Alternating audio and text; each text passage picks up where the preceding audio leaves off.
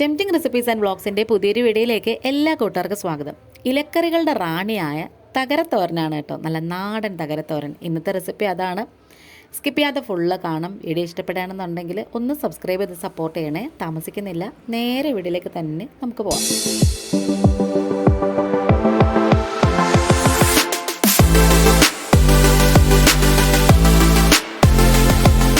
ഇന്നുണ്ടല്ലോ നമുക്ക് കുറച്ച് തകര കിട്ടിയിട്ടുണ്ടേ.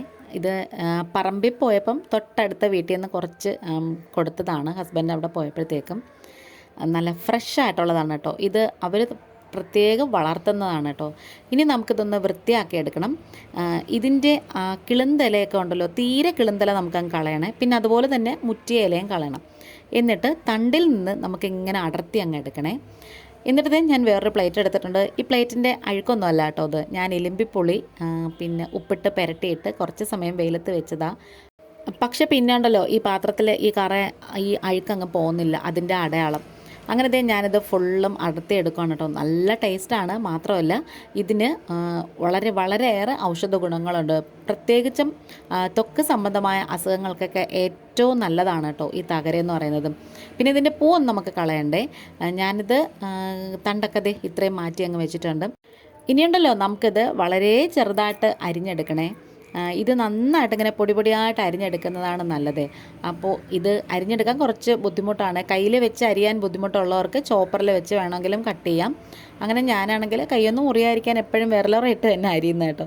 അങ്ങനെ ഇത് ഫുള്ള് കട്ട് ചെയ്തെടുത്തിട്ടുണ്ട്. ഇതിനൊരു ചെറിയ ചവർപ്പ് രസമുണ്ട്. അപ്പം അത് മാറാൻ വേണ്ടിയിട്ട് നമ്മളിതിലേക്ക് ഒരു സവോളയും കൂടെ ഇട്ട് കൊടുക്കണം. അത് ഒരെണ്ണമൊക്കെ മതിയേ.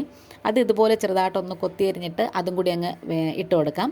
ഇനി ഞാനാണെങ്കിൽ പാത്രം വെച്ച് കൊടുത്തിട്ട് അതിലേക്ക് ഒരു ടേബിൾ സ്പൂണ് വെളിച്ചെണ്ണ ഒഴിച്ച് കൊടുക്കുന്നുണ്ട്. ചിലർ അരിയൊക്കെ ഇട്ട് പൊട്ടിക്കാറുണ്ട്. പക്ഷേ ഞാനങ്ങനെയൊന്നും ചെയ്യാറില്ല. ഞാൻ കടുകും പൊട്ടിക്കാറില്ല. പൊതുവേ ചീരത്തോരൻ എന്തോ ഉണ്ടാക്കിയാലും കടുക് പൊട്ടിക്കാറില്ല. അങ്ങനെ നമ്മളിത് അത്രയും ഇട്ട് കൊടുത്തിട്ട് ആവശ്യത്തിനുള്ള ഉപ്പ് വെള്ളവും കൂടി ഒഴിച്ചു കൊടുക്കുവാണ്.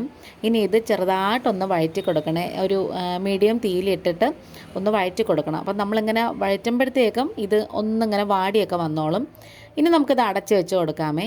എന്നിട്ട് നമുക്ക് ഇടയ്ക്കൊക്കെ ഒന്ന് അടപ്പ് മാറ്റിയതിന് ശേഷം ഒന്നും കൂടെ ഒന്ന് മിക്സ് ചെയ്ത് നമുക്ക് നന്നായിട്ടിങ്ങനെ ഒന്ന് വഴറ്റിയൊക്കെ കൊടുക്കാം. പിന്നെ ഈ വീഡിയോ കണ്ടുകൊണ്ടിരിക്കുന്ന സമയത്ത് ചാനൽ ഇഷ്ടപ്പെടുകയാണെന്നുണ്ടെങ്കിൽ ഒന്ന് സബ്സ്ക്രൈബ് ചെയ്ത് സപ്പോർട്ട് ചെയ്യണേ. ഇനി നമുക്കിതിൻ്റെ അരപ്പ് റെഡിയാക്കി എടുക്കാം. ചീരത്തോരന് നമ്മൾ വെളുത്തുള്ളി മാത്രമാണ് അരയ്ക്കുന്നത് കേട്ടോ. ജീരകം അങ്ങനെ അരയ്ക്കാറില്ല. അപ്പം ഞാനാണെങ്കിൽ കാന്താരിയാണ് എടുത്തേക്കണം. അതാണ് ഏറ്റവും നല്ലത് കേട്ടോ. അപ്പം നമുക്ക് കുറേ കാന്താരി കിട്ടിയില്ല എന്നുണ്ടെങ്കിൽ പച്ചമുളക് എടുത്താലും മതി. പക്ഷേ എപ്പോഴും ടേസ്റ്റ് കാന്താരിക്കാണ്. കാന്താരി ആവുമ്പോൾ പ്രഷറിന് നല്ലതല്ലേ. അതുപോലെ തന്നെ നമ്മൾ ജീരകം ചേർക്കാറില്ല. ഇനി വെളുത്തുള്ളി കുറച്ച് കൂടുതൽ തന്നെ വേണം. എന്നിട്ട് നന്നായിട്ടിങ്ങനെ ഒന്ന് ചതച്ചെടുത്തിട്ട് ഒന്ന് നടുകിലൊരു കുഴി പോലെ ആക്കി ഈ അരപ്പങ്ങ് ഇട്ട് കൊടുത്തിട്ട് ഒന്ന് തട്ടിപ്പൊത്തി ഒന്ന് മൂടി വെച്ച് കൊടുക്കണേ. ഈ അരപ്പും കൂടി ഒന്ന് വെന്ത് കിട്ടാൻ വേണ്ടിയിട്ടാണ്. പിന്നെ ഈ വീഡിയോ കണ്ടുകൊണ്ടിരിക്കുന്ന സമയത്ത് നിങ്ങൾ സബ്സ്ക്രൈബ് ചെയ്തിട്ടുണ്ടല്ലോ, ആ ബെല്ലൈക്കൺ ഒന്ന് പ്രസ് ചെയ്ത് കൊടുക്കണേ. എന്നിട്ട് ഇതിൽ ഓൾ എന്ന ഓപ്ഷനും കൂടി കൊടുക്കണം. എങ്കിൽ മാത്രമേ ഞാനിടുന്ന വീഡിയോസൊക്കെ നോട്ടിഫിക്കേഷനായിട്ട് നിങ്ങൾക്ക് കിട്ടത്തുള്ളൂ.